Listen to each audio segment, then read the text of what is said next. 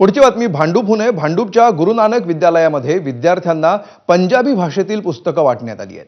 याला मनसेने आपल्या स्टाईलमध्ये विरोध केलाय। महाराष्ट्रामध्ये हिंदी सक्ती चालणार नाही आणि पंजाबी सक्ती तर मुळीच खपवून घेतली जाणार नाही अशी भूमिका मनसेने घेतली आहे। मनसेच्या कार्यकर्त्यांनी शाळेला भेट देत पंजाबी भाषेला विरोध केलाय। मनसेच्या विरोधानंतर अखेर शाळा प्रशासनानं पंजाबी पुस्तकं परत घेण्याचं आश्वासन दिलंय। दरम्यान या संपूर्ण गोंधळानंतर शाळेच्या बाहेर पोलिसांचा कडक बंदोबस्त तैनात करण्यात आलाय।